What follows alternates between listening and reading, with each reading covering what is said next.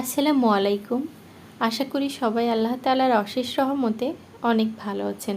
আমরাও আলহামদুলিল্লাহ ভালো আছি। সামরিনস মমের নতুন আরও একটি ব্লগে সবাইকে স্বাগতম। এখন বাজে বিকাল 5টা। আমি সাবরিনের জন্য একটু চা তৈরি করে নিলাম। দুপুরে ঘুমিয়েছিল, এখন ঘুম থেকে উঠেছে। তাই এখন আর ভারী কোনো খাবার দিচ্ছি না, কারণ এখন ভারী কোনো খাবার দিলে পরে আর রাতের খাবারটা খেতে চায় না। তাই এক পিস কেক আর একটু চা তৈরি করে নিয়েছি, এটা দিয়েই ও এখন নাস্তা করবে।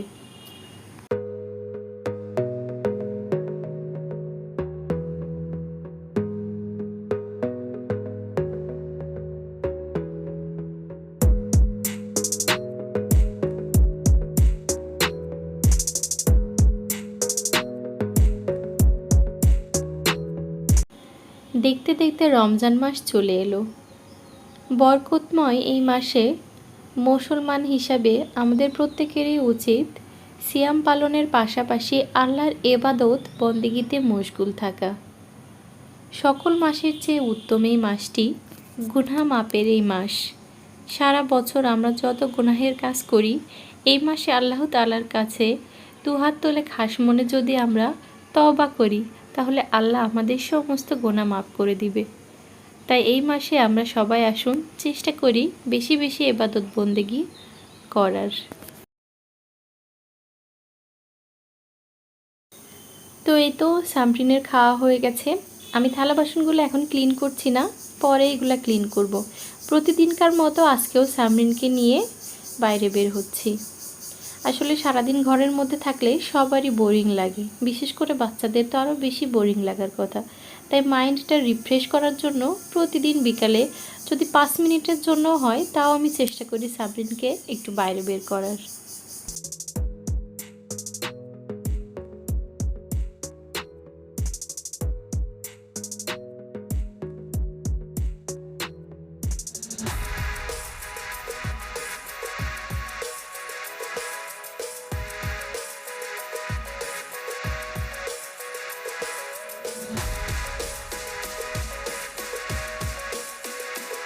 আজকে বিকালে আমাদের বাইরে আসতে একটু লেট হয়েছিল, এখনই আজান দিবে, তাই আমরা রুমে চলে যাচ্ছি।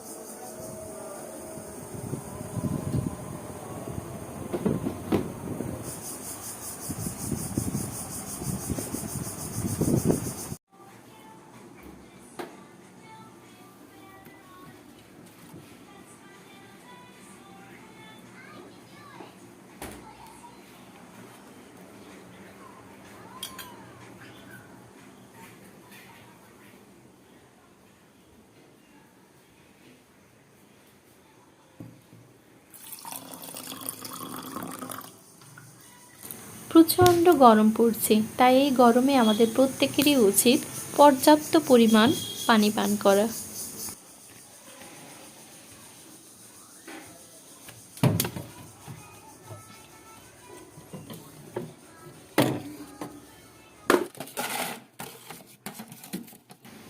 কিছুদিন আগে বাজার করার সময় কাঁচামরিচটা একটু বেশি পরিমাণে কেনা হয়েছিল। তো এতদিন ধরে যদি নর্মালে রেখে দিতাম, তাহলে এইভাবে মরিচ সংরক্ষণ করা যেত না। তাই আপনারা চাইলে ডিপ ফ্রিজে এভাবে কাঁচামরিচটা সংরক্ষণ করতে পারেন।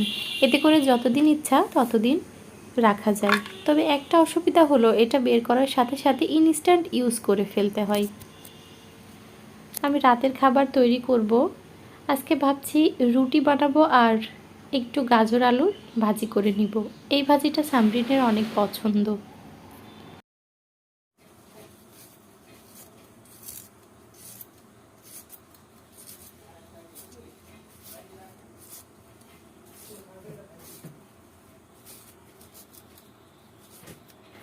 আর যা গরম পড়েছে, এই গরমে রাতের বেলা হালকা খাবার খেতেই ভালো লাগে।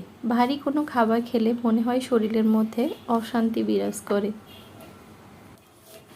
এই পর্যন্ত দেখতে দেখতে যদি কোথাও একটু ভালো লাগে তাহলে একটা লাইক করবেন, আর যদি ভালো না লাগে তাহলে দেখতে থাকুন, আস্তে আস্তে ভালো লাগা ভালোবাসা সৃষ্টি হয়েই যাবে।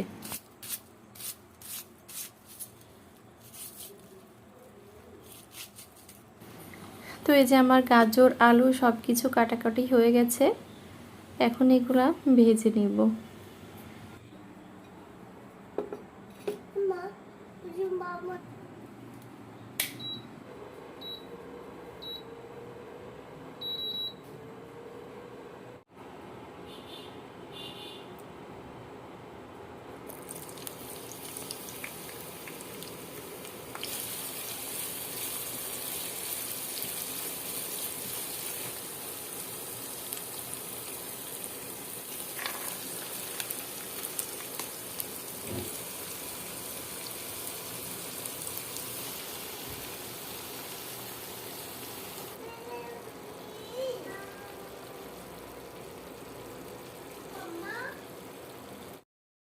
চুলায় ভাজিটা বসিয়ে দিলাম। এখন আমি নান রুটি বানাবো, সেজন্য একটু ডো তৈরি করে নিচ্ছি। 2 কাপ ময়দা নিলাম, তারপর এখানে অ্যাড করে দিচ্ছি 1 টেবিল চামচ ইস্ট। এরপরে এখানে দিয়ে দিচ্ছি 2 টেবিল চামচ চিনি, তারপর দিয়ে দিলাম সামান্য একটু লবণ, এরপর দিয়ে দিচ্ছি 3 টেবিল চামচের মতো সয়াবিন তেল। সব শুকনো উপকরণ একসাথে মিশিয়ে নিতে হবে। এখানে আমি 1 কাপ কুসুম গরম দুধ নিয়েছি। এখন এই দুধটা দিয়ে সফট একটা ডো তৈরি করে নিব।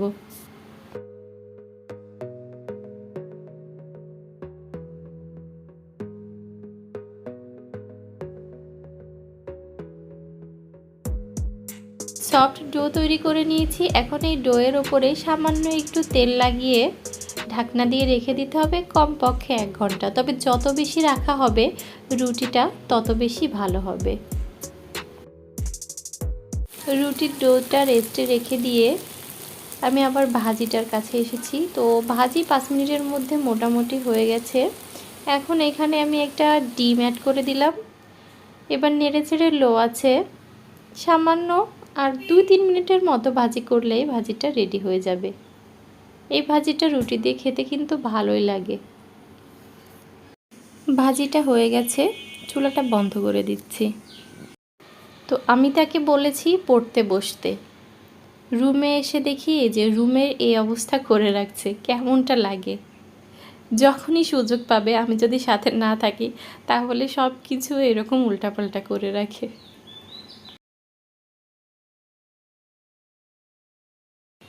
তো আমি 1 ঘন্টা মতো রেস্টে রেখে দিয়েছিলাম। তো 1 ঘন্টার মধ্যে মাশাআল্লাহ অনেক সুন্দর ফুলে উঠেছে। আরও বেশি সময় যদি রাখতে পারতাম তাহলে আরও বেশি ভালো হতো। তো আমাদের রাতের খাবার সময় হয়ে যাচ্ছে, সেজন্য আর বেশিক্ষণ রাখিনি। তো এই যে আমি একটা ছুরির সাহায্যে সমান করে প্রত্যেকটা রুটির জন্য লেচি কেটে নিচ্ছি। হাত দিয়েও চাইলে এটা করা যায়, তবে ছুরি দিয়ে কাটলে প্রত্যেকটা লেচি সমান হয় আর কি। তো এখন এই যে রুটি তৈরি করে নিচ্ছি। আজকে রুটি বানাতে এসে হঠাৎ করে আমার প্রথম রুটি বানানোর কথা মনে পড়ে গেল। আমি প্রথম দিকে যখন রুটি বানাতে পারতাম না, তখন খুব মন দিয়ে যদি চেষ্টা করতাম তারপরেও রুটি সমান হতো না, আঁকাবাঁকা হয়েই যেত। আমার মনে হয় সবারই এমনটা হয়। তো যাই হোক, আমি এই যে সবগুলা রুটি বেলে নিয়েছি। আর রুটিগুলো আমরা রেগুলার যে রুটি বানাই তার থেকে সামান্য একটু মোটা করে বানাতে হবে।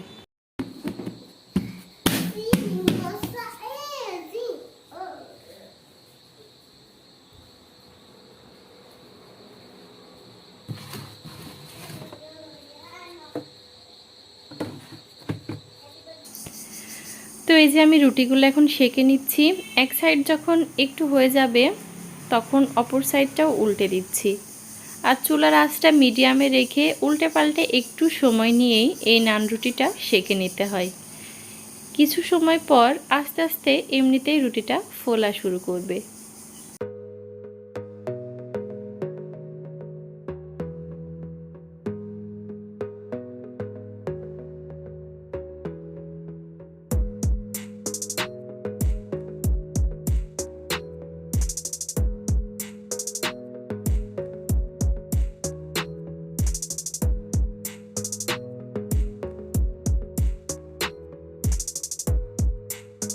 সবগুলা রুটি সেঁকে নিয়েছি। সবগুলা রুটি মাশাআল্লাহ অনেক সুন্দর হয়েছে।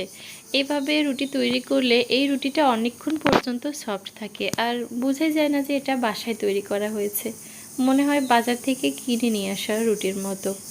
তো যাই হোক, খাবার সময় আমাদের অলরেডি হয়ে গেছে। তো টেবিলে আমি খাবার দিয়ে দিচ্ছি। আমাদের উচিত রাত ৮টার মধ্যে রাতের খাবারটা খেয়ে নেওয়ার। আমরা সবসময় চেষ্টা করি, কিন্তু আজকে একটু লেট হয়ে গেল। তো যাই হোক, আজকের ব্লগটা এখানেই শেষ করছি। সবাই ভালো থাকবেন। আল্লাহ হাফেজ।